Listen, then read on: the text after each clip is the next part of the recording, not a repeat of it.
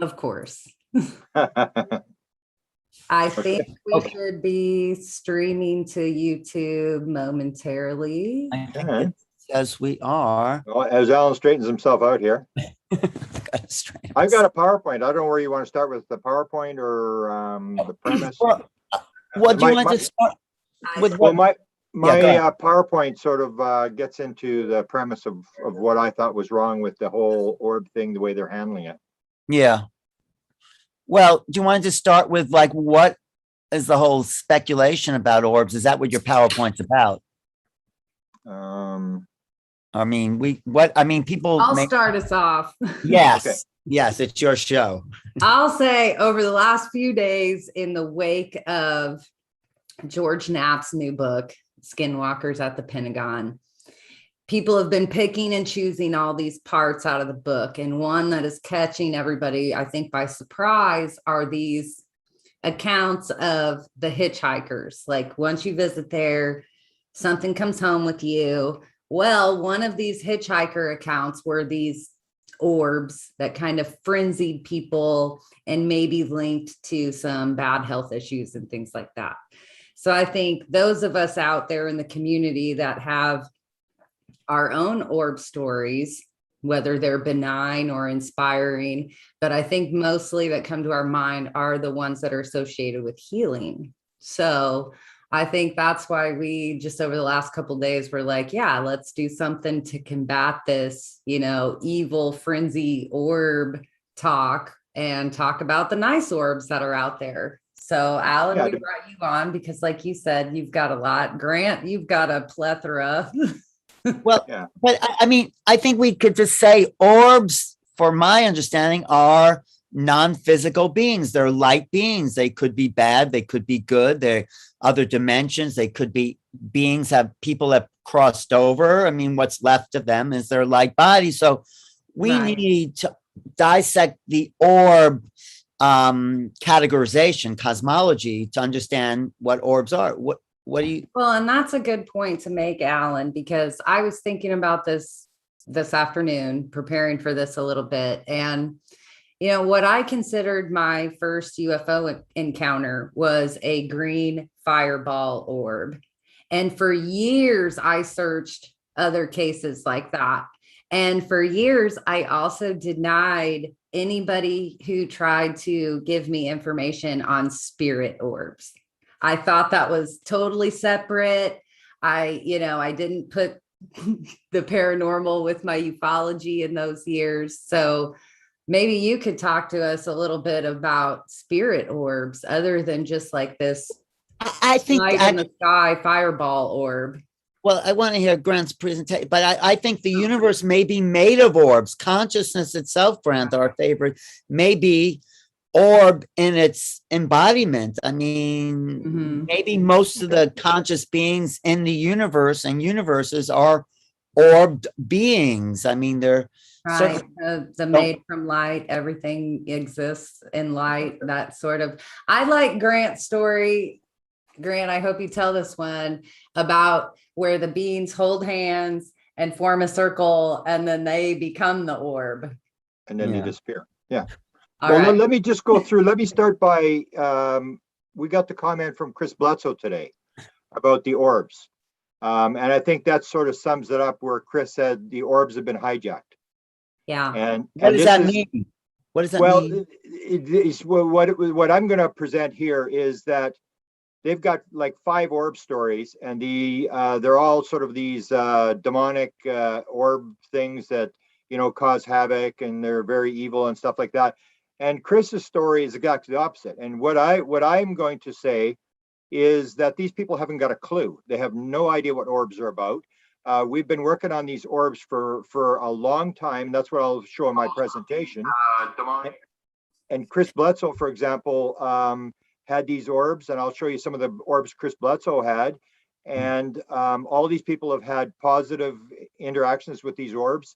And so you take 5 cases out of what would be literally millions of cases that we now have, photographs, videos, and Nicole and I have done a bunch of panels, and we've got one that I'm trying to set up for this weekend with people from around the world, and all these people have collections of at least 10,000 photos or more. Some of them have collections of 250,000 photos. Yeah. And so the thing is, has ASOP dealt with any of these people? Have they gone at you? Because you heard about all these databases they have. Oh, database on this, database on that.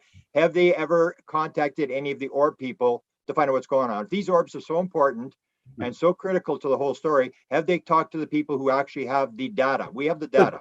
Good point, but maybe I should just show my orbs from this mortuary when this and because you'll bring it to a higher level. These are sort of mundane astral orbs, I think. Well, Alan, don't feel bad. I'll show some of my mediocre orbs Well, later. they're not. Someone sent it to me, but I think Grant brings it to a whole other spiritual level. I think there's astral orbs that are not very evolved, and these are just like orbs hanging around a mortuary, probably people who, are still maybe connected to their bodies or something like that. So Right. they bring this other body in and all these orbs get excited. So do you want to see that? Yeah. All right. Can you make me the co-host there? Grant, just share I screen. accidentally made you the entire host instead of just co-host, so you have those controls. Let me just, You'll have to watch for Preston. yeah, you have to make me a co-host, I think, Grant. I'm not a host, am I? Yes, you are. She made you a I'm the host. host. Okay, hang on. Well, I can just give you permission to share here then. Okay, whatever. Yeah. Um, Host has disabled participant screen sharing. Anyway, I think Preston has some great healing stories, and so I think he's very important for this. I threw it out there last minute. Okay, you're a co-host now. Okay, I'm a co-host. Okay, now this is something someone sent me from. Is that on your screen? Yep. This is actually a crematorium, but they had just brought a new body in and put in one of those things, and you see all these things start to fly around when they right after they delivered this new body. I don't think they're dust particles. They seem to have more intention in their direction. Well, they're going in all different directions. Exactly. Which is critical. I mean, because they're going to say it's dust particles, but the thing is, they haven't got a clue. They have not looked at the data, and that's what Chris is saying. That's what I'm saying. Is that if we've got millions of orb things, why are we not looking at that data instead of just grabbing 5 and building a scenario that we need defense funding and we need to kill these evil orbs?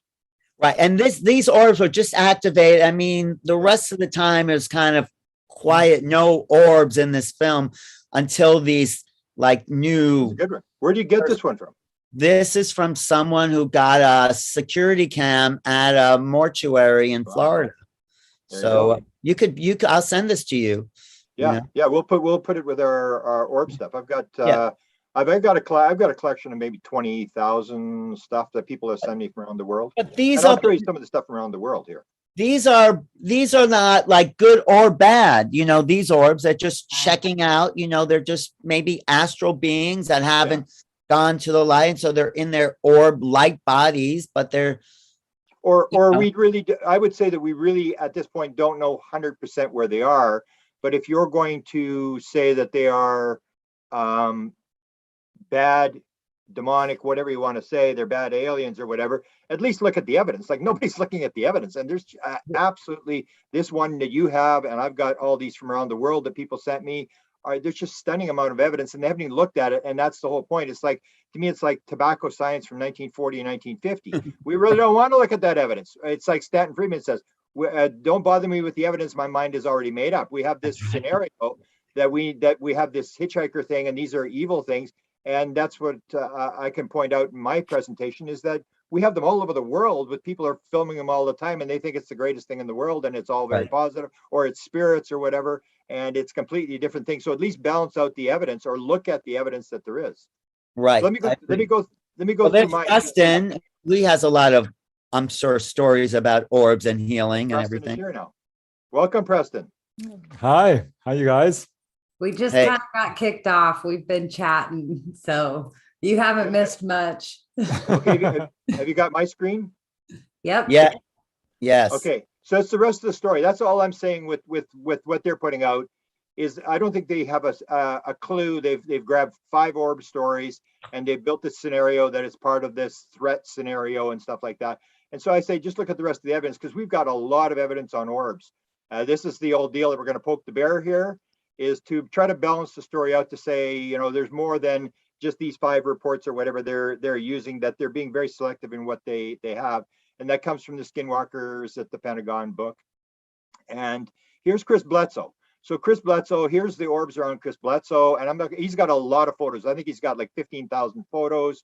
And I'm just going to show that he has these. Here's another orb that he took. He's got piles of orbs.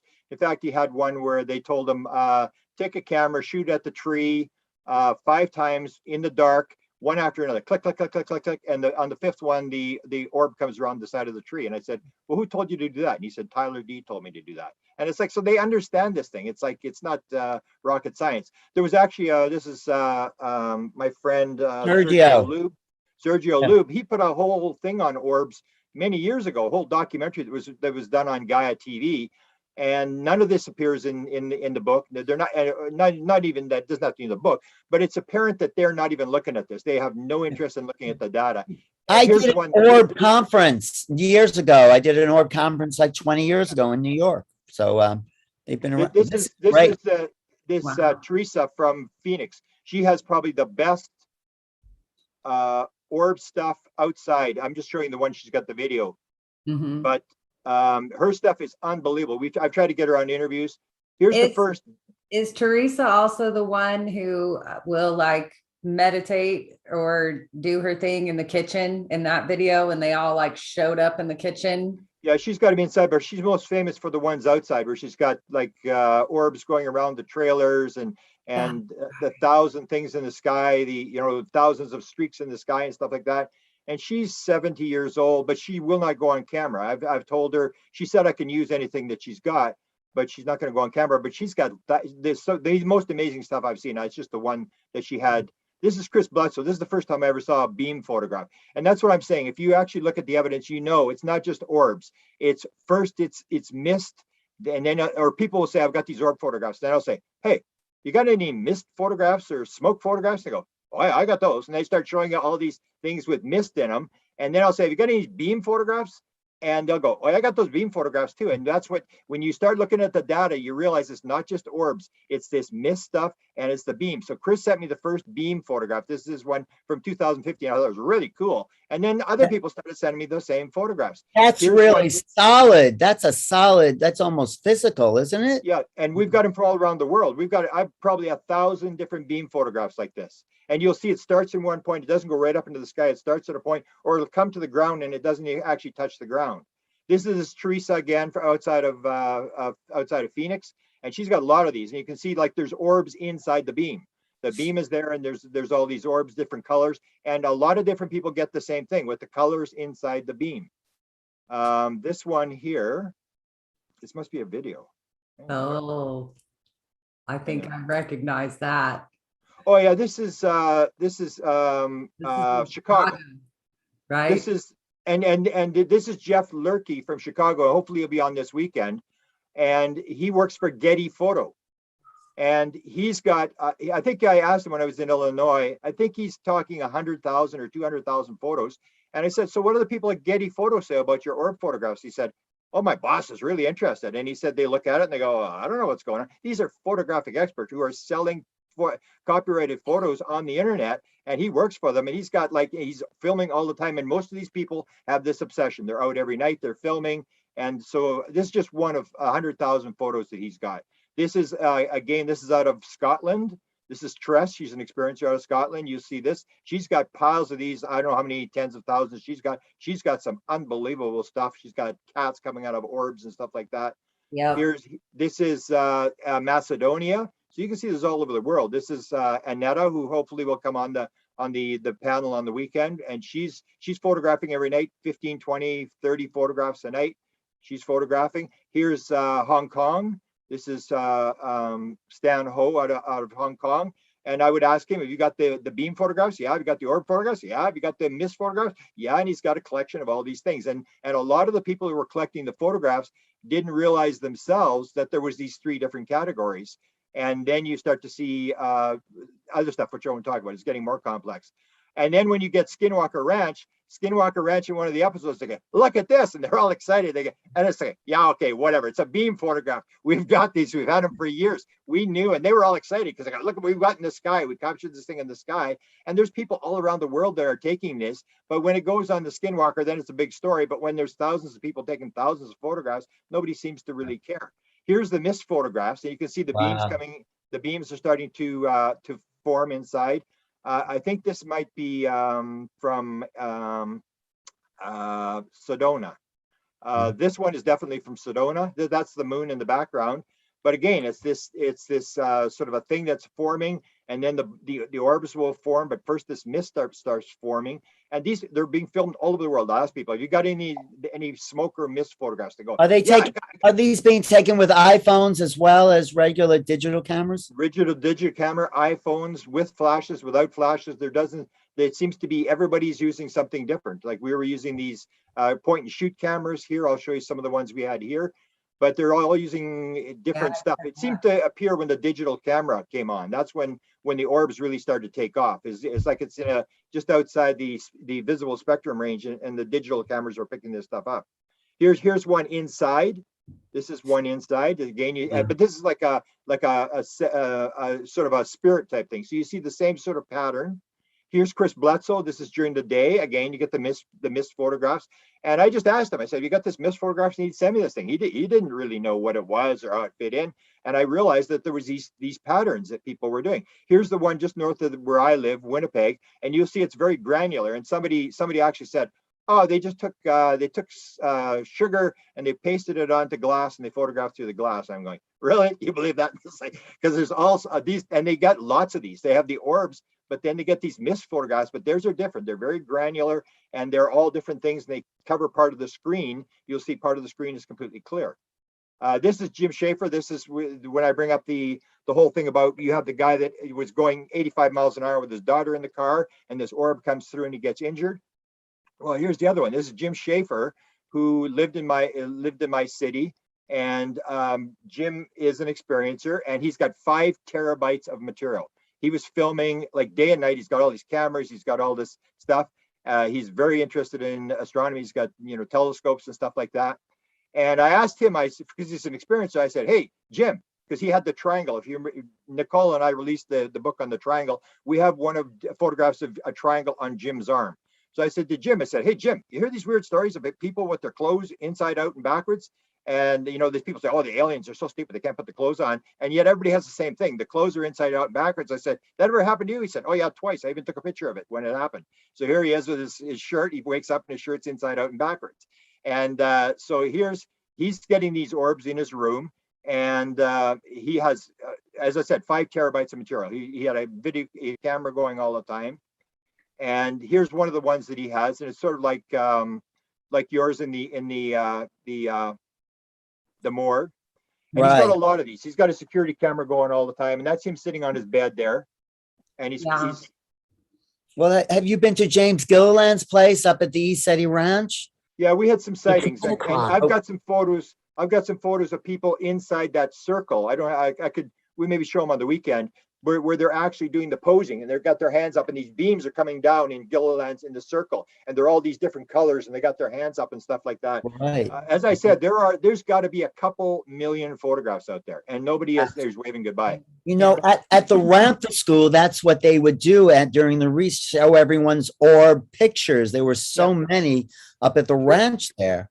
And you even have the one, I haven't seen it, but I've heard about. Chris Bledsoe has one with Jim Semivan, where Jim Semivan is standing by the burning tree. I think he was by the burning tree, and he's completely surrounded by orbs. And that's an interesting one, but I just heard about it. Here's the one where he sent me, I think he passed away of COVID, but just before he died, he sent me this one. And this is where he talks about high activity. He starts clapping, and you see them start to appear. And he's got this connection with them. And that reminds me of Chris Peters when he was doing this, and they were like coming up out of his hand. Yeah. So Chris Peters is Barbara Streisand's stepson. He may join us on the weekend. because he's got the same sort of photographs here, this orb thing. And you can say it's dust or whatever, but at least look at the evidence. I mean, at least you see big pieces and they're going in different directions. And he seems to be able to, but the key one I wanted to show you is this one. He's got outside. Here's a triangle. Do I need to move it? Yeah. Okay. So here he is doing a triangle. You can see a triangle forming in the sky. So he's filming not just orbs inside. He's got these things forming outside. You can see this triangle forming in the sky. I'm not sure whether you can see it. A bunch of objects all objects moving in different directions there. That's great. That is a great image. I like. So he's and just to get Digby, and he's got all this stuff. His Facebook site or his YouTube site is still there. Where is this taken? What part of the country? In Winnipeg, where I live. Oh, okay. Okay, so anyway, here's the next one. He's got the plane. I think this is the plane. Yeah, okay, so he's got the plane here. And you'll see the plane come into the screen, and then you'll see this orb, because you have all this thing about the Nimitz. Oh, they're in our airspace, whatever. And it's like, it's their airspace. They were here first. It's their airspace. But you'll see the plane going along. And my father actually had a sighting near Winnipeg. My father was a pilot for the government. And he had one, but you'll see the plane going and it's going out of the screen. And now you'll see the orb coming in following it. You'll see it right here. Yep. Yeah. And there's one just shot across there. Just went the bug. So you could say it wasn't a bug. The bug just flew by real close. Yeah. So there it is. And it's following it. But the one I wanted to show is the blue healing. He's famous. Kathy Martindale he had one shirt that he had woke up with and it had this stuff on it. And they were trying to analyze the stuff to see it was the same stuff that was on Betty Hill's dress. And that sort of, it all got messed up in the analysis. But Kathy Martin spent a lot of time with this guy. And here's the famous healing orb. So you have the thing where the guy gets, zapped with the, the thing coming through the car or whatever. And I always maintain you've got to look at your intention, that if you're walking around with special forces and guns at Skinwalker Ranch, get ready, because it's got to do with a lot to do with your intention. So here he is, and he had cancer a number of times, and he had cancer, he had lymph node cancer. He had this huge tumor on his neck, and he's going for an operation on the Tuesday. This happens on the Sunday morning. And I said, were you actually praying? Were you actually talking to them to try to get a healing? And he said, yes, I was. And here's the actual video that he has of this. And he's got it in slow motion. And it actually comes down the wall. In some of the videos, if you've got a good screen, you can actually see this thing come down the wall. And he plays it. So it'll come down between, and he said he was very embarrassed that his clothes were on the floor, all dirty clothes. So it comes down the wall. You can actually see it coming down the wall. It goes into his dirty clothes. Then it starts to get big. There it is. You can see it down. There's a wall that's coming into his dirty clothes at the thing. Now you see it starting to get big, and it comes up, and he's filming. He's filming with his camera, and it comes up. Wow. And it goes up, and it goes into his body, and he starts swearing, and he had to pull the video. They had to pull the video off, or the audio off, because he started swearing and he was yelling or whatever. And then he said he goes into the bathroom shortly after that, and this big tumor is on his neck, is gone. And so he goes to the oncologist. They're going to do the operation on the Tuesday, I think. And he goes to the oncologist, and the oncologist said, "What happened?" He said, "Oh, it just went away." And the oncologist said, it can't just go away. What do you mean it just went away? He said, "I think it went away Sunday morning." and he took it to his regular doctor who knew what was going on. And his doctor kept making him play this over and over and over again. So you have this thing, you can talk about the story, but this is this healing thing where he had this, and they took the lymph nodes out, but there was no cancer. There was just small lymph nodes. They took them out. So it was all over. So that's the whole thing with. And they're saying it's the blue orbs that are the negative orbs, and you've just showed us the healing blue orb. So it's like, and I'm sure Preston, and maybe Preston can jump in. There's all these stories about orbs. And if you're going to have it really talk about orbs with any authority, you have to look at the data. And as far as I know, nobody has gone after these 1.5 million or 2 million photographs or whatever it is. Nobody's gone after the data. Everybody just, is sort of building a case out of really no evidence. And that's what Chris said. They have a lack of data. They have people have kidnapped the orbs, and they have a lack of data. And that's what I say. They have not looked at the data. There's a lot of data. Nobody's contacted me. Nobody's contacted any of these people around the world. This stuff, if you're going to talk about orbs, you're going to come to an evaluation, at least look at the data. Yeah. I talked to Jim actually about this whole incident. He sent me his medical records verifying the healing.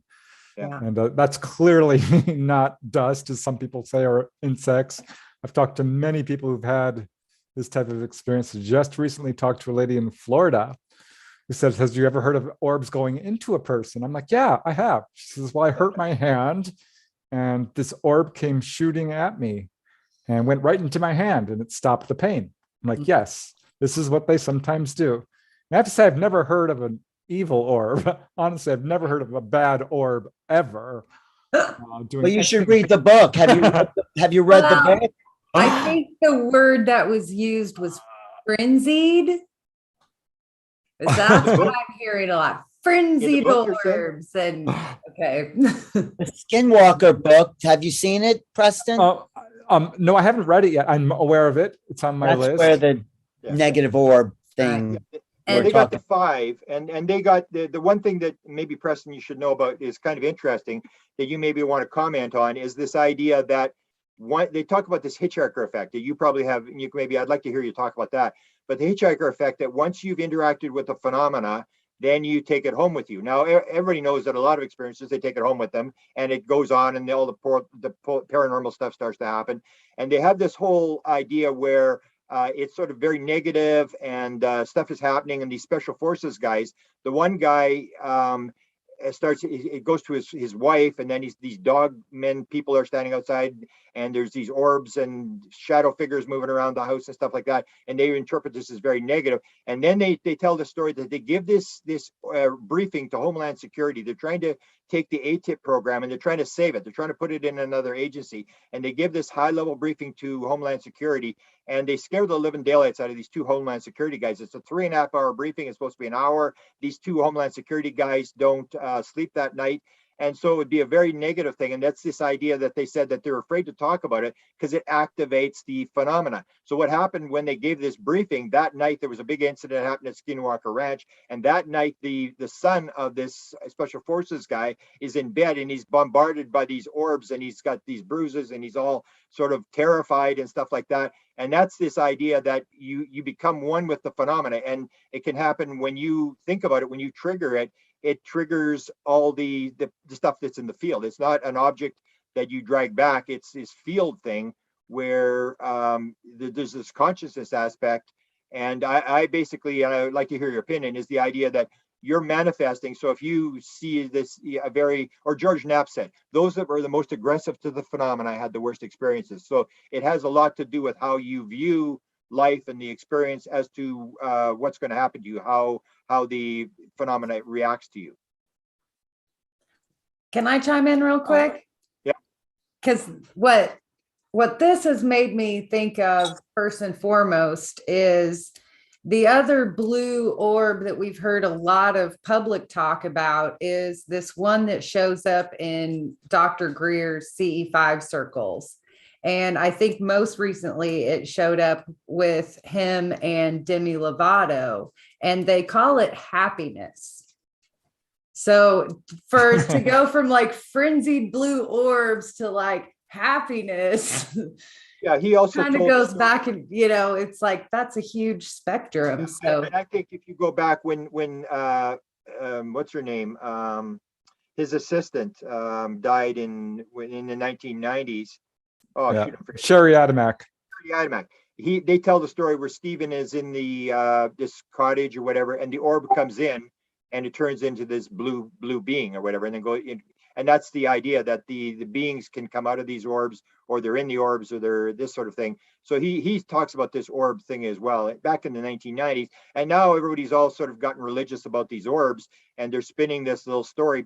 And that the part that annoys me is they're basing it on a couple of cases that they've got that they cherry picked. And everybody is going to read the book and say, "Oh, orbs are horrible, and they're attacking people, and we need to fight them off and stuff like that." And if you're going to do it, at least look at the evidence. Well, Skinwalker may be a portal to some negative orb energies, but doesn't mean all orbs are bad. Well, okay, let me just, I'm going to Preston to get in, but as I said, it's not just Skinwalker Ranch, it's the whole valley. It's not, they want to take it like inside the fence, that's what's going on. And I've got the 2 experiences where people were outside the ranch. I have the one rancher that we are not going to identify. The stuff that he's filming on his security cameras makes Skinwalker Ranch look like kindergarten. It's the whole valley, and that has this whole idea about this tribe thing where they were putting curses on each other. Why is that whole valley have these bizarre things happening? And that's this idea, almost like when you saw the guys coming down the road, these special forces guys, they're coming down the road and they say, oh my God, they said all of a sudden this fear comes over them and the temperature drops 20 degrees, and then they step in and they back away and it's okay, and then they come together, they come forward and the temperature drops again. That sounds exactly like a ghost. So if somebody commits suicide or gets murdered in a house, that's what you're going to get, this sort of a psychic overlay of energy. And so there's this energy, but it's not just Skinwalker Ranch, it's all through the whole valley. And so they've got this thing down to Skinwalker Ranch is this very special place, and there's a portal there. But I think it's got to do more with the whole valley and understanding why is that whole valley got that very sort of negative thing. And it may be this idea that there was these curses over the years that people built this field in there, and that this stuff happens, because it doesn't just happen at Skinwalker Ranch. I know that for a fact. Yeah, well, the whole Wichita Basin is super active with UFOs. Frank Salisbury wrote a whole book on it, the Utah UFO display. And the vast majority of cases are very positive.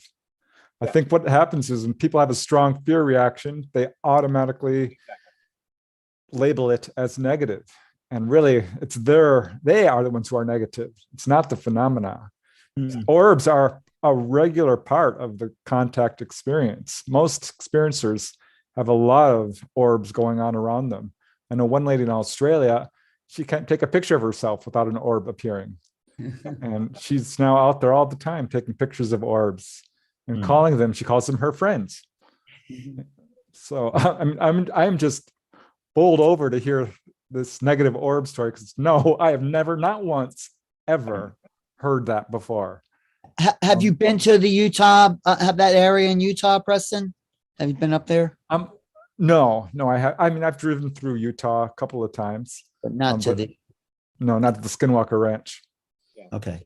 I think, Grant, you brought up a good point with saying that it is the intention, and maybe there is a double whammy there with it being Skinwalker and the cursed land, like you said.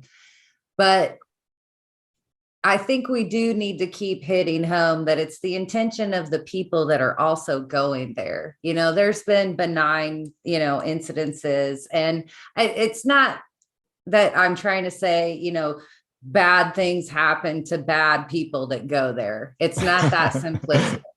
But I mean, I think all of us here have maybe gone through some of the lessons of the phenomenon. So, if you're carrying some baggage in there, that's what's going to come out when you're trying to have a heist experience. It's like your undealt with stuff is going to be at the forefront in that a little bit. So maybe that caught these fellas off guard when they're there at the ranch. Maybe they just fought with mom and dad back home, or their girlfriend, and they took all that anxiety. Yeah. Or it's the intention, because you mentioned the intention, and even Brandon Fugel says that there's a reflective nature to the phenomena.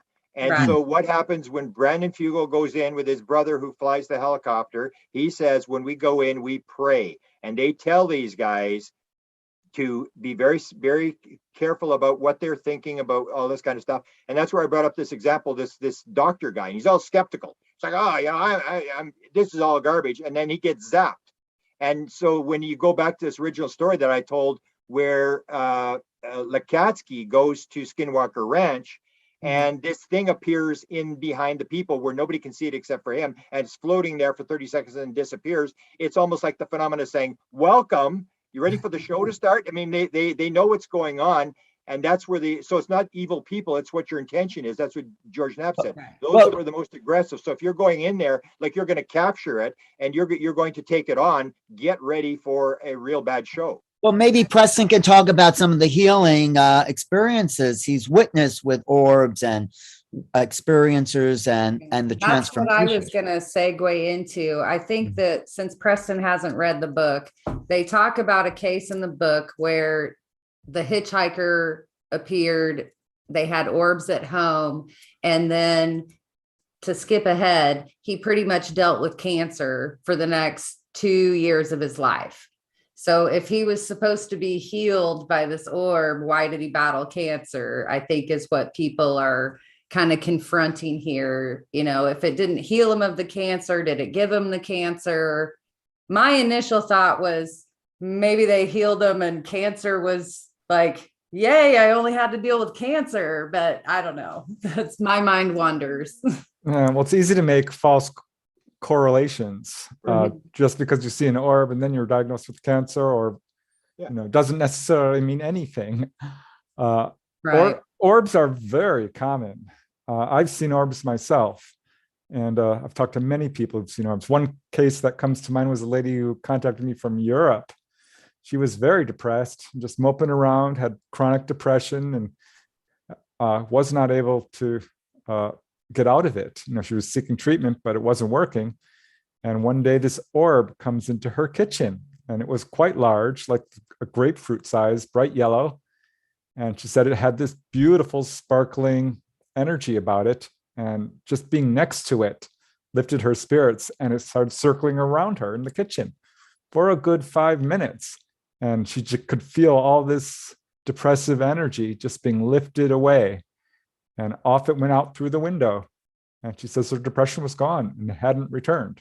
She says, this thing came to take away my depression. Have you heard of this?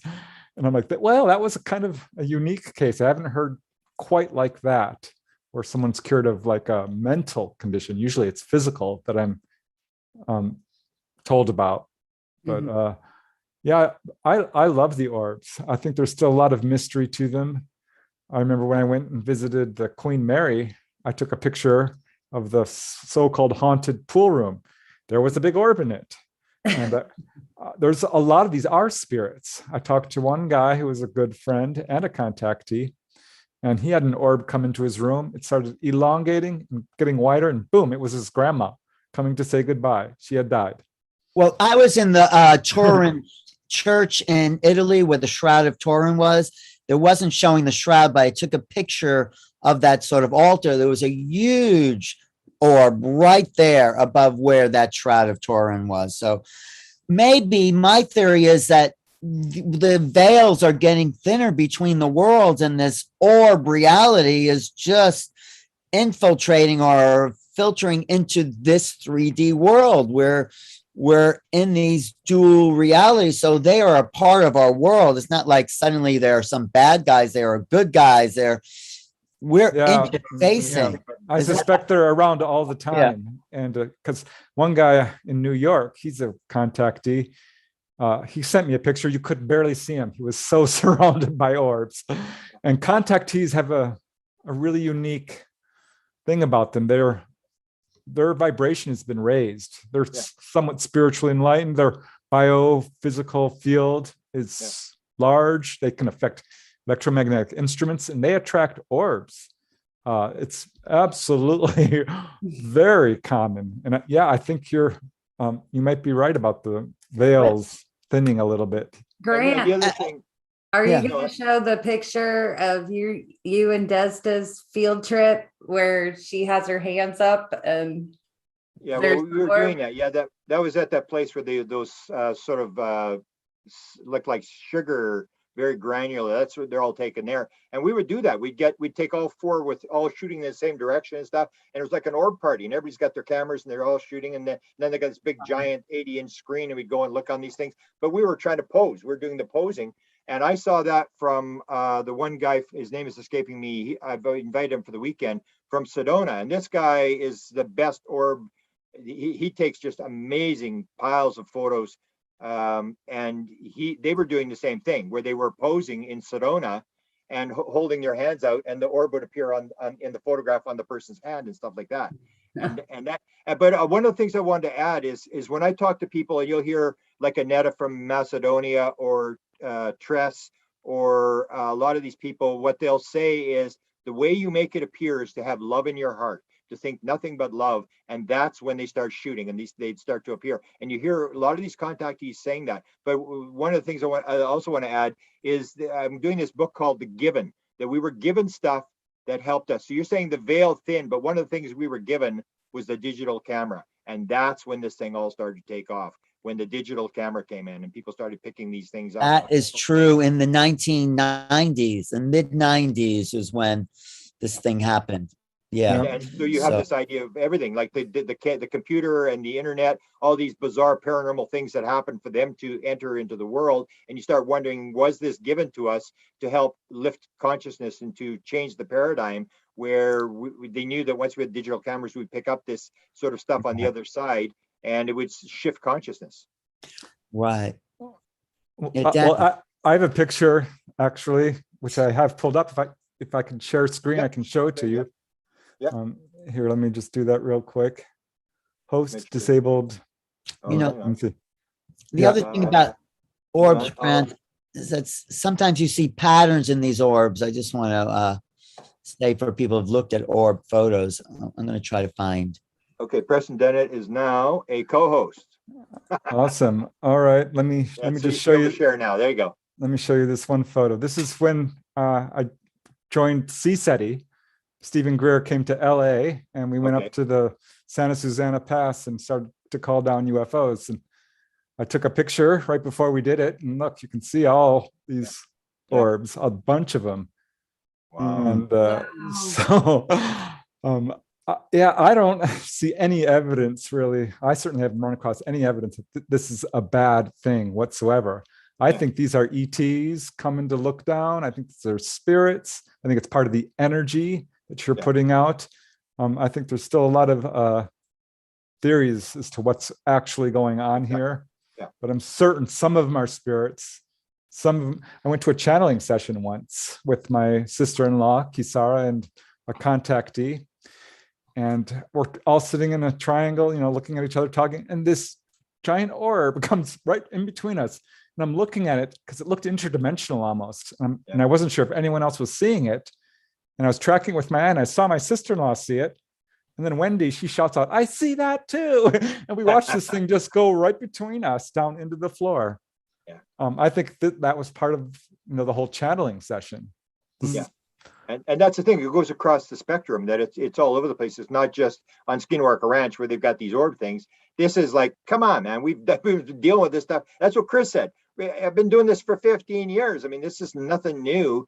And now we're taking it and spinning it into another thing. But it comes down to what your take is. If you're in the, what's it called, the defense warning office, I mean, if you put in, there's good orbs that are healing people, I mean, you're out of a job by the end of the day. I mean, you can't put that in a report if you're trying to get money for weapon research or whatever you're doing. Everybody's going to spin it their own way. And they just aren't looking at the evidence. So hopefully they will pick up on your stuff within. A lot of people report this in seances or in physical seances where there's orbs appearing and flying around and stuff like that. This is an old hat, and I'm actually surprised that nobody has bothered with the evidence. They've just sort of made up a story, and unfortunately, a lot of people are going to buy it. Yeah. There was an orb book out in the 90s. Do you know about that book? That guy had 250,000 photos as well. That was the guy from Stanford. There was two of them. There was a guy from Stanford and a guy head of a university in England, wasn't it?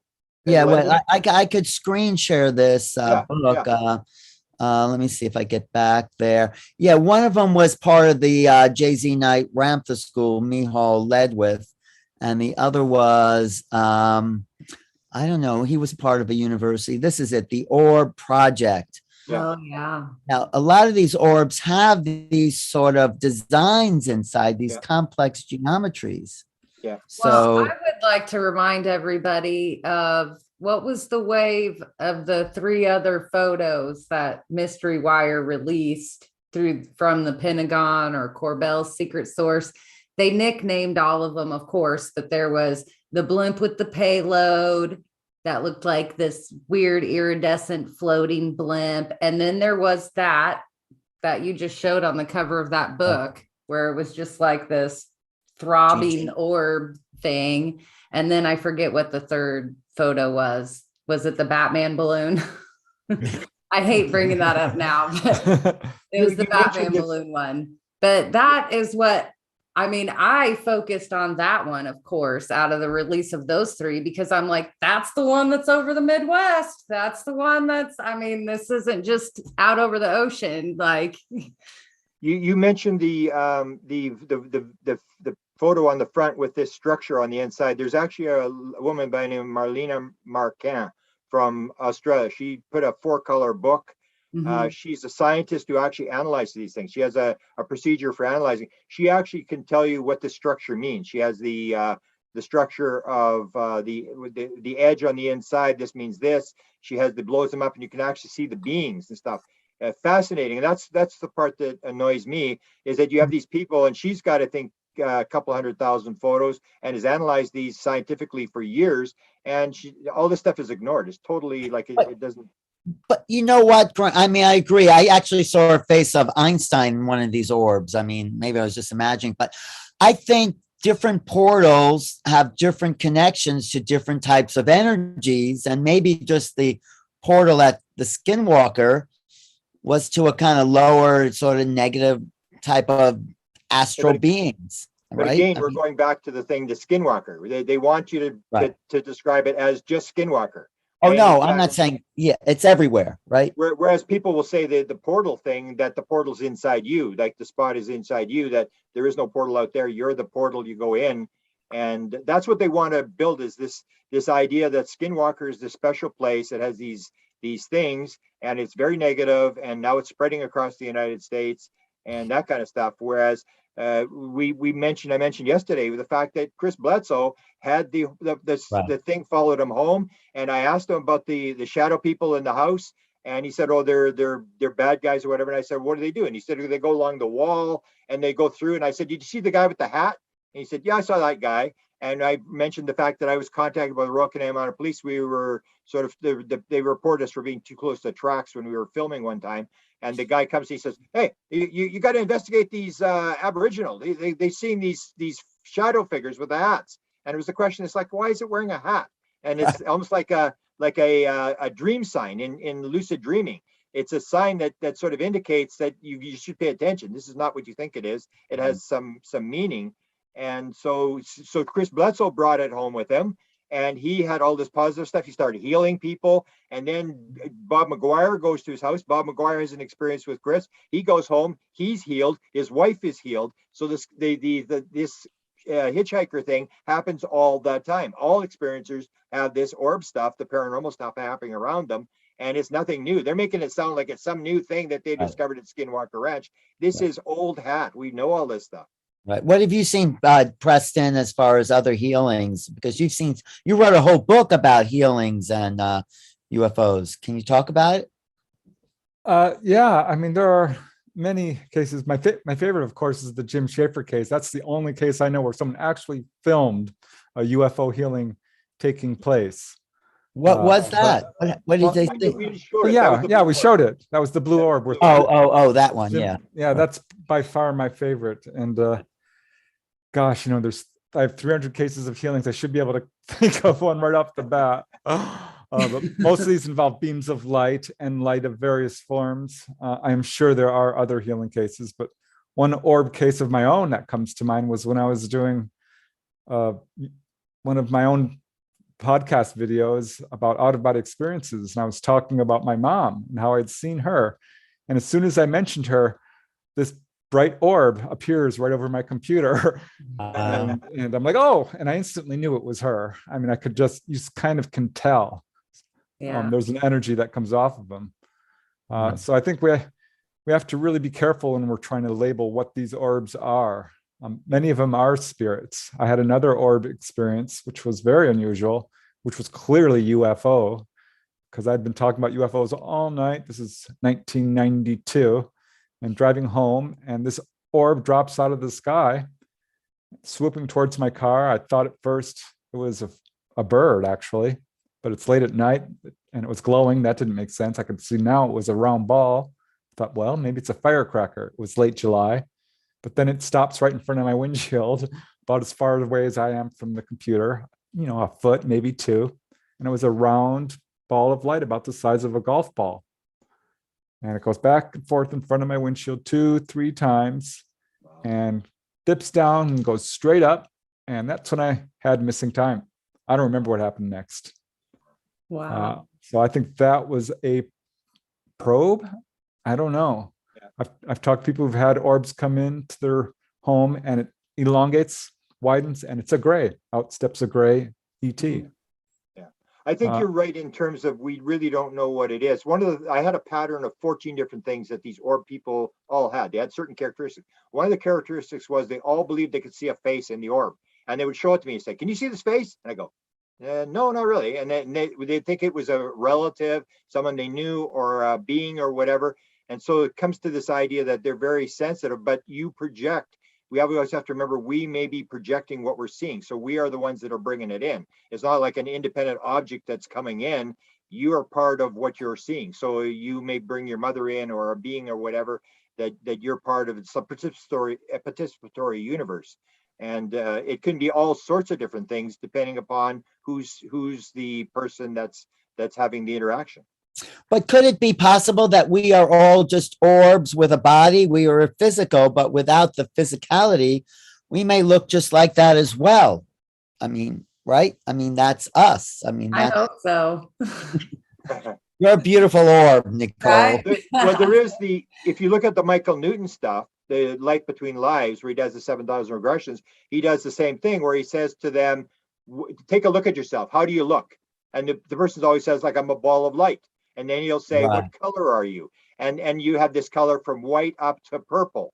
And the purple is the highest level. And then he knows he has these 5 levels of souls, how advanced they are based upon the color. But everybody's a ball of light. Like the one person describes, you go into this central thing and the souls are all going around. And then you go towards your soul group and they're going along this sort of highway. And it looks like grapes, like all these lights on like grapes and there's all these soul groups that they're seeing.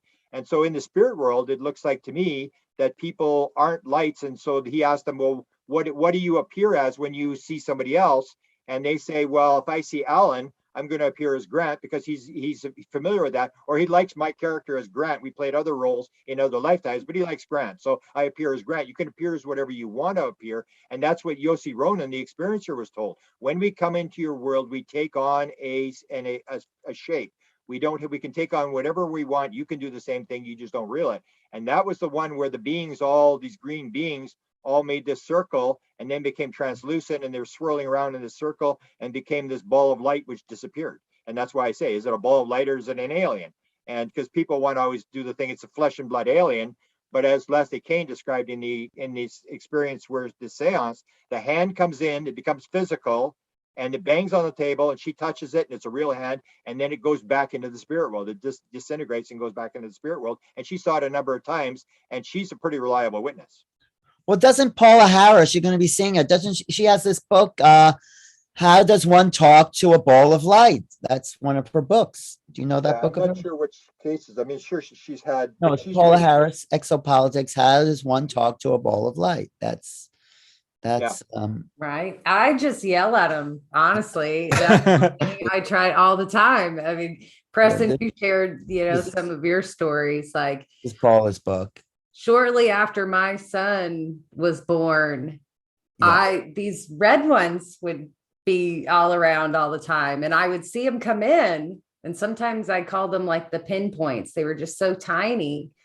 And finally I got fed up with them. I'm like, you guys just go away and don't scare my son. Just go away. And then they come around less often. But I think my big moment, because I also saw this blue one, and once I found out Greer called his happiness, I was like, wow, I was extremely happy when I saw my blue blob orb. But my biggest one also revolved around my son, and it was the same weekend his father had left us. And I swear I was like having a mental breakdown. It was like the worst weekend of my life. And I like yelled out to the universe, like, why? It's like I had this whole moment. And that's when my light being appeared. And then I was pissed because it was shaped like the Virgin Mary and a child. And I was like, how dare you come to me like that? And it poofed into white orbs and just kind of laughter. I think right after I said that, I was like, what, am I supposed to go back to church? Like, and then it was just laughter. And these white orbs just kind of floated off into my trees. And I looked at it as inspiring, you know, like it made me feel better. And once I reflected on that moment, I'm like, that's so iconic. But in a way, it was the universe telling me we're going to be there for you and your son. You know, like what better image to send me mother and child than anything else. So I just, anytime there was that frenzied attacking orbs are bad talk over the last few days, those were the moments I kept thinking of. And now my son creates orbs. So I Wow. thought I could share a few of those with That's you. great. There's Can- one. Maybe you This could was, reach. this was one of the very first ones that Well, he that's- shared. Wow, Keep that's talking very while- creative. Keep talking while you show it, Nicole, because Oh, because it has to do the screen thing. Does it show you? yeah, you got to talk while you're doing it. Hey, that's pretty cool. I thought I was trying to talk. Yep. This one's been up on my wall ever since he did it. That's really good. We Excellent. can sell that because This is the one he brought home from school, though, and he was like, "Mom, we're doing circles," and I made an orb. Okay, so what does he say orbs are? He says they're light, but he has this whole thing going where light transport things. Light can transport anything, is what he repeats more often than not. You know, that's when he's like, well, duh, they just need to beam it up. Oh, they can just shoot it over on that light. So, And he may be right. He may be right. He might be. And that's what's funny because he loves Science Bob. And that's what Bob says. He's like, if William figures that out, he's got a Nobel Prize. Wow. I'm like, okay. Well, I did find another good healing orb case, and I like this one because she actually felt it, which is actually pretty rare. This is a lady I interviewed. Her name is Alina Del Castillo, and she's a contactee her whole life. And she had cut her third left toe, and it became infected, and it got really, really bad. And she started praying, and she said, a large grapefruit-sized violet orb of light appeared, floated towards her, stopped right in front of her face. And I'll just quote her directly. She says, I then felt and saw the orb enter my shoulder, and I felt the sensation of warm energy trickle down my body and reach my toe. It was the most incredible feeling of instantaneous relief and comfort from this horrible pain. And just like that, it was gone. I never witnessed the orb leave, but I knew that it had healed me. Wow. And yeah, when she woke up the next morning, there was no redness, swelling, or pain. Wow. Well, Grant, could you reach out to George Knapp or Lakovsky and say, look, you only got half the story there, or somebody, and say, you're giving orbs a bad name and there's all these incredible cases. I mean, They may pick up on it and come to us. I'm not sure I want to try to convert them. I think everybody has to put out their truth. And I think to me, it's like we put out our side of the story and people decide. You just got to balance the story. I just thought it was so unbalanced in terms of, that's why I said, I mean, if you took out the joke where if you took out the Tic Tac case from the whole Nimitz case out of the book, I could see why people in the Pentagon thought this was demons. You know, you got these shadow figures working around and these things are going in people's bodies and stuff like that. I mean, I can see how they would see this as demons because that's the way demons are described. And so it's a reflection of what you see. And, you know, they had a lot of guys with guns. That's why I brought up the thing where they're talking about the injuries. I brought up the one with, they talked about John Burroughs at Rendlesham Forest was injured. And the question was, well, he got zapped by the when this thing flared up. The thing was that Peniston was closer than he was at the time, and right. Kabanzak was right behind him. And one of the stories Kabanzak told, and he's not done many interviews, was that John had pulled his gun. and John was the only one injured. Oh, And so this whole idea is you have to have the back. What was the attitude of the person? Were they aggressive? That's what George Knapp said, and he must know because he said those that were the most aggressive to the phenomena had the worst experiences. And Well- Brandon Fugel says there's a reflective aspect to this whole thing. Be careful what you think about when you're on the ranch.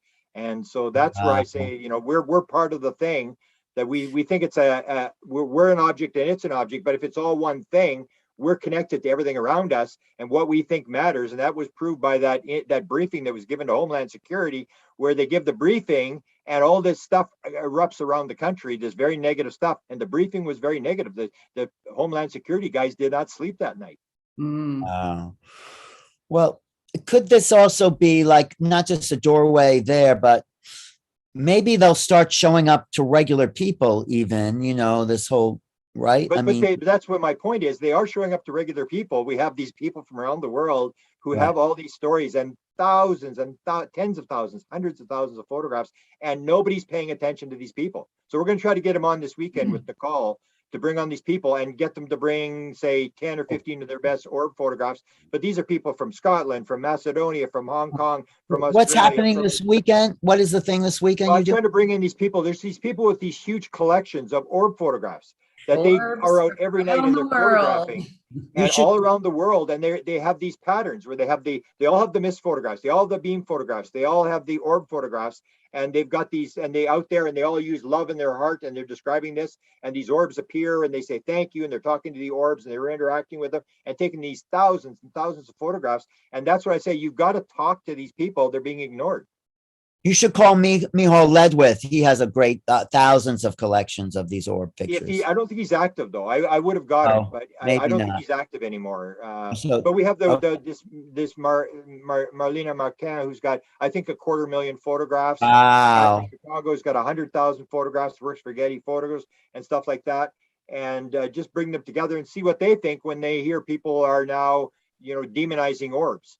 Because these people that they live, or we were even in Illinois down the road from Nicole in August, and this was a metaphysical tribe. None of these people knew about UFOs. They're all psychics and channelers and tarot card readers and stuff like that. And we had a CE5 that was run by a couple of people, and in there nothing happened. I said, oh, it's just like the regular CE5. We're sitting there, nothing's happening. It's like total waste of time. And then these people at the radio started to go off, and I filmed the radios. The radios started to chatter, and I thought, well, this is pretty cool. And then this woman comes up and says, look at the photograph I got. Right beside me, Sinead Wellahan, there's this big thing above her, this sort of orb right above her. And I go, really? And then another photograph came. And then I said to the people, I said, who's got photographs? And they put out an email. There was piles of people getting photographs of orbs. And of course, Jeff from Chicago, I went to him because he's one of these guys that's got 100,000 photographs. I said, what do you got?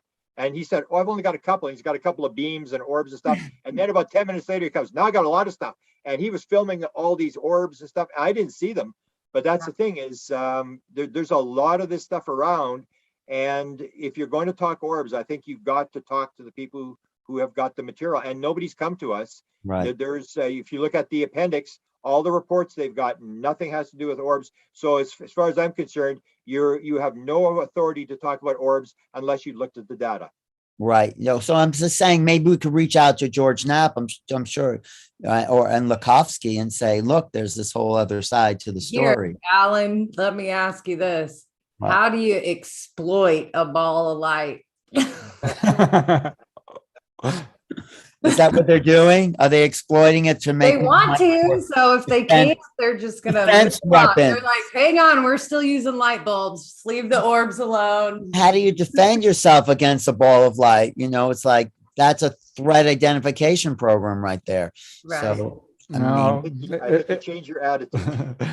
I know, change your attitude is the key way. Preston just did a case on healing lightning. So if you can get healed by a zap of lightning, maybe we just need to start electrocuting people. Oh, I'd like to hear that. Can you tell us that story, Preston? Yeah, I actually looked into it quite deeply because I knew of a lady, Mary Clamser, who was struck by lightning and it cured her of multiple sclerosis.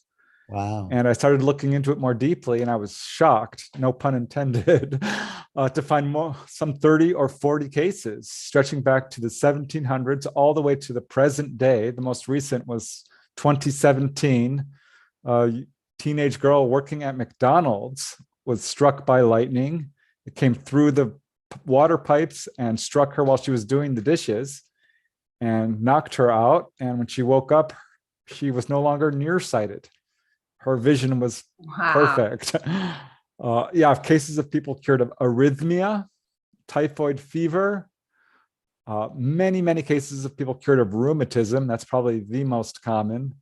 Blindness, deafness. There's a long list of conditions people have been cured of by lightning. I do have one orb case that I would like to put forth because it's really unusual, because it actually rescued people from a shipwreck situation. This was June of 1994, and there was a regatta where bunches of boats would sail between New Zealand and Tonga. Well, this Force 10 storm struck, and one by one, the boats started becoming swamped and capsizing and tipping over, and all their EPIRBs, their electronic beacons, were going off at once. And the rescuers couldn't locate them because they were all, crossing over. And they're trying to, they were in radio contact with a lot of these boats, including this one couple, Bill and Robin Forbes. And their ship was broken and on the verge of sinking. And they had no way of locating where they were when suddenly this huge orb of light appears over their boat. And the rescuers say, okay, who shot off a flare? And nobody answered. And so Bill and Robin Forbes said, well, we didn't shoot off a flare, but there's this giant orb of light hovering over our boat. And we're like, oh, okay, well, that looks like it must be you then. And so they were able, this orb disappeared after a short while, but it was enough evidence for them to locate where Bill and Robin Forbes were. And they were the first rescued. And as soon as they pulled them off the boat, that boat sank like 1 hour later. Wow. So that is an orb rescue. Yeah, if I see an orb, I'm going towards it. I think they're good news. Right. Another thing maybe I can ask Preston about, because you've worked a lot. One of the things that they miss in the book as well is they have no talk about experiencers. They have a couple of military guys who have encounters or whatever. But that's the other thing they leave out is the experiencer. And that's what I say is that if you want to know what's going on, you talk to the experiencer who is actually interacting. So they have no evidence on orbs. They talk about it, but so I said, like, why is Chris Bledsoe not in his book? If we're going to look at the actual, what does the government know? Chris Bledsoe was briefed to the president of the United States. We know that everybody knows his story now, and he's not in the book, but he's a positive type case. So would you agree that the experiencer is where the answers are going to be, rather than looking at a sort of a military black ops thing or figuring out what the government knows? Yeah, absolutely.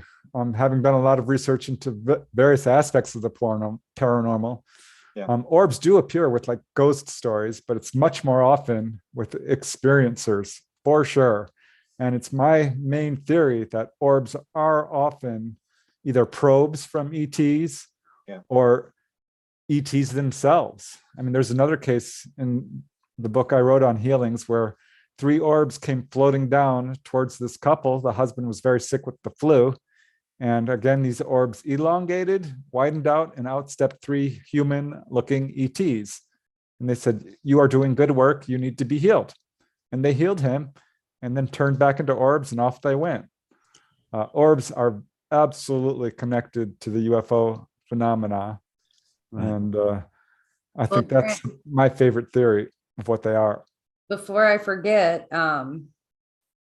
when Brandon Fugel was on our buddy Dave Scott's SOR, Dave asked him, have experiencers ever been allowed at the ranch? And he said, to his knowledge, no, that there's, been the scientific teams and just, people that lived there, but there hadn't been like purposeful, like a group of experiencers brought to the ranch. And if I'm remembering correctly, Mr. Fugel was like, I don't think anybody's ever even asked.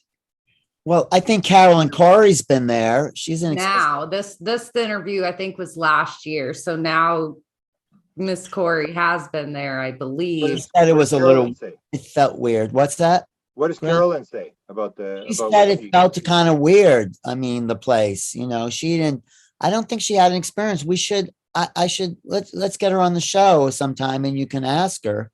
And I know Linda Moulton Howe said she felt pretty weird around that place, that she wouldn't want to go back there. So I think the question posed to Brandon that night was, has there been like a CE5 circle there, or you know, a Oh. group practicing heist, you know, something like that to be tested. But do you think that purposely spinning a kind of negative scenario to kind of keep up that whole idea of threat and not looking to experiencers? I mean, they do mention Whitley in that book, but just kind of passing over it. But Yeah. what are they trying to do? They're controlling a narrative there the same way the ATIP news cycle was about, right? Yeah, they're doing the whole threat, and because that's what I say. If they mentioned that defense warning office that's involved and ATIP, and if you're the defense warning office, you're not going to come up with good stuff. I mean, you're not going to have an $800 billion budget. $800 billion defense budget means you're very, very afraid. You're very, very scared of everything. I mean, you need all this money. You know, you're the biggest bully on the block, and it's all based on fear. And that's what they're selling. You're just doing your job, so you can't blame them if you're, you know, counterintelligence or you're, you know, a weapons guy. You got to keep yourself in business, and everything is a threat to you. And if there isn't a threat, even that, there was an interview that somebody posted, I don't know if it was tonight, with Lou Elizondo, about a war with China and the UFOs. And it's like, war with China? Like, come on. It's like, and I'm not sure whether they were spinning it or whatever, that he was going to talk about this, but that's the whole idea. It's this idea, if you're in the military, you're going to spin that, and you're not going to put anything positive. There was nothing positive in that book at all. There was no examples of positive E.T.s or positive stuff at Skinwalker. It was this thing, you've got to prove it's a threat, and otherwise you're not going to get any money. And because I remember I mentioned that Leslie Kane had mentioned this fact, that in the 1990s, in her book, she talked about it was a threat to airline traffic. And I guess everybody thought, oh, come on, that's crazy. And so you're always trying to find a way that you can get the funding, because you need a say, and you need a something to sell something. There has to be a need. And then you say, I'm here, I've got the answers. We're a couple steps away, and give us $5 billion and we'll solve your problem. So it's not in, it's a threat thing. That's what they're still pushing, this scenario, and the stuff that we're talking about is not stuff that you want to put in your reports. Well, I think you make a great point. Talk to experiences, like Preston says. You know, he's talked to probably hundreds of people with great experience, and that just has to be out in the public. Right now, this book is like, it's like under 300 like all-time Amazon sellers, you know, bestsellers. Yeah. So it's really selling. It's out there, and people are getting another distortion of the phenomenon, which is too bad, you know. But fear always sells. That's how it works. I mean, you know, if you've ever done Consciousness Life Expo, you can do a consciousness presentation. You got 35 or 40 people, and you go across the hall where they're doing some circus act, and there's like 600 people in the room, and that's how it works. So yeah, people easily buy fear. They want to play the victim. They want to, you know, have Big Brother take care of them. I think we can just balance the evidence. We put it out there, and eventually I think we're going to win, because the one thing that is positive about this book that I will give them is they brought up consciousness. They said consciousness is part of this thing. We should be investigating consciousness. And now that's out. You can talk about consciousness, and the consciousness deniers, as I say, their days are numbered. They can't be laughing at you anymore, because the big boys have already said consciousness is part of this whole thing. So we are moving down the road. It's not like we need to solve this tomorrow. We need to win the game or whatever. We just have to do what we're supposed to do, put out what we believe is important. And eventually it's going to move in our direction. The consciousness will rise, and the vibration will change, and everything will, almost like your friend Paul Selleck said, in order for things to change, everything that's been papered over in fear has to be brought to the surface and reevaluated. And that's what's happening now. You bring the fear out, but people will evaluate it, and we'll eventually come to the right conclusion. Right. He also says if you do things in fear, it will only create more fear. More fear. Yeah. Yeah. Yeah, fear absolutely distorts your perception. You cannot perceive things well when you're in a state of panic. And you automatically assume it's evil. I see it over and over again with this whole contactee phenomena. People will start out in a very traumatized state. They have nightmares, PTSD. And once they get over their fear, it changes 100%. One lady I talked to, Pat Brown, exactly had that happen. She actually went to Sedona, talked to a channeler claiming to channel E.T.s. And she said, "Oh, I'd love to go on your ships." Went home to LA, started having horrifying encounters with gray E.T.s for about a year, and finally said, "That's it, I'm done with it. I want to go on the ships and see if this is really happening." And boom, it became a very spiritual experience. And she did have this orange orb come into her room. And they said, "We are giving this orb to you for healing. You need to work with this for the next month to overcome your fear." The same thing happened. Yeah. Matthew Roberts, he was in a lot. He was one, I think he was on the Roosevelt, saw those things, went into a lot of fear about it, went and had a lot of negative experiences, and then he said, "I'm just going to be with this."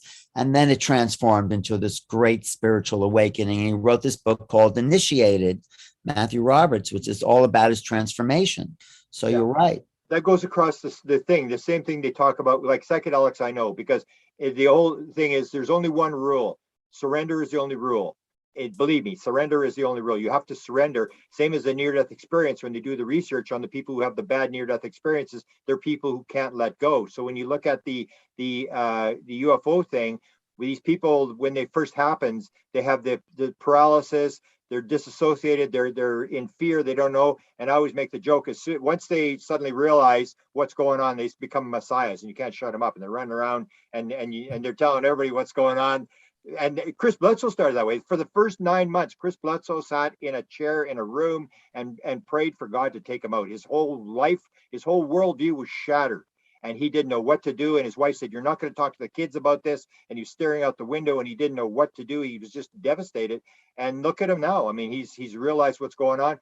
And he's the guy that basically says, I mean, they're distorting this whole thing. Even the lady said when they disclose, they're going to, I can't remember what the word is, they're going to flip it, they're going to distort it. And that's what you're seeing is happening. This disclosure is coming. But because it's the government, it has to be this fear aspect that you need us, and everything's built in fear. But that fear will eventually leave a lot of people. But it requires this surrender thing, that once you surrender, then you're allowed into the mystical side of the field. But until you do, get ready to go to hell. Yeah. Well, I think what you hit it on the nose. ETs are a threat to the government structure, to the us being all enslaved. I'll just say it. And dumbed down, and this unequal distribution of wealth and the greed and the corruption. It's a threat to that structure. It's a threat to their jobs, to their money. To them, it is a threat. To the people, to at large, no. It's really good news. I'm super excited, actually. Right. That was even in the 1950s. The FBI was investigating Adamski and all these guys because they thought they were Russian spies. It wasn't they were against the guy with the thing. It was the message that they were bringing. This oneness message, and everybody should work together and all this kind of stuff. And they were really scared about the message they were putting out. Right. The day the earth stood still is about that message, Yeah. And so I don't think the book was purposely made negative. I think those are just the attitudes of the military that don't know any better. They think the whole world is like that anyway, out to get them. So they create these orbs that are out to get them, right? That's why I say the original thing, when Lukatsky goes there to Skinwalker Ranch, he's not going there. He's going there because they were reading the book, the Skinwalker book, in the Middle East with all the military high-ranking guys, and they looked at it and said, "Wow." And if you're a defense intelligence guy, you're looking at it and wow, if we could figure out how this works, how the portals work, and how do you make stuff bulls into trailers, and how can you make stuff move in and disappear and all this kind of stuff. And that's why he went there. That's originally why he went there. It had nothing to do with UFOs. It had to do with this paranormal stuff that they were trying to figure out if we can weaponize this, or if we don't weaponize it and the Russians and Chinese get it. It's that mentality. You're right. It's this mentality that, you know, you can only produce what you've been, your background is, that there's no good or bad people. There's just people with good and bad belief systems. Right. One point I do want to bring up, you know, it's speaking of orbs and what they might be. I think it's more than just spirits or ETs, because there are many cases which you can find in the literature where people have seen a small orb. It drops down out of the sky. It's hovering over a field and expands into a full-on ship, a large ship in some cases, a mothership even. So some of these are actual alien craft, or perhaps a portal to one. There's also, yeah, I was just going to say, there's also videos of orbs creating these crop circles, these lights. Alan, you're reading my mind. That's what I'm thinking of too. Yeah. Maybe we could find that's on the internet somewhere. Maybe I could find it. The castle video. It's the castle video. It's called the castle video. Yeah. We can save that one for the panel too. That would be a good one. Well, Alan's going to play it if he can pull it up here on Oh, if I can find it, castle orb. Castle crop circle video. Quick castle crop circle video. Crop circle. And that's the thing, is these orbs have been around a long time. I had one in the 1970s. I've told the story many times about the big triangle that came. It started with these orbs on the ground. We were flashing lights out and they were flashing back. And then I had the one at the bridge. He had that bizarre film, the light that Preston probably knows about. This bizarre light that doesn't light up anything. I was like 50 feet, not even 50 feet. I was going to jump on this thing. It was about 2 feet across. And that's how it all started for me. So what they were doing there, it was basically, my attitude was not like an evil thing. I just wanted to touch it. And it dragged me into this phenomena. It was dragging me in to get me interested. It let me get really, really close. And after that, I couldn't put it down. And so I think a lot of this is all planned, and it's, I don't see any negative to this at all, unless you've got a negative attitude and you take it in there, then get ready. Did you get it, Alan? He's muted. He's been abducted. Yeah, remember Glenda the Good Witch? She came in the form of an orb. Yes, exactly. I'm looking for it. It's maybe you could find it, Grant. It's not. I see one that's not very clear. It's someone photographing a crop circle appearing, but it doesn't show the orbs very clearly there. Maybe there's a better one. This is the Barberry Castle 2008 crop circle. Let me just look for another one. Okay. Crap. Anyway, there's lots of video. You know, Whitley has a great collection of these things appearing in his room. I saw one. There was actually one we were on with him in that one conference, and it happened when I was speaking. I was right after him, and that was Anne coming across the camera there.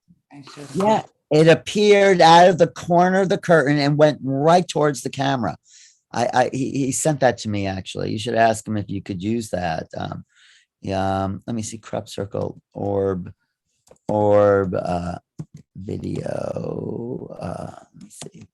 Let me see if it shows up here better. Bizarre crop circle appears. No. I don't know. I think you got it. Yeah, let's see. If you got it, let's see it then. We just got the ad here. Someone tell a story before we go here. Hang on. What the heck? Let's just see.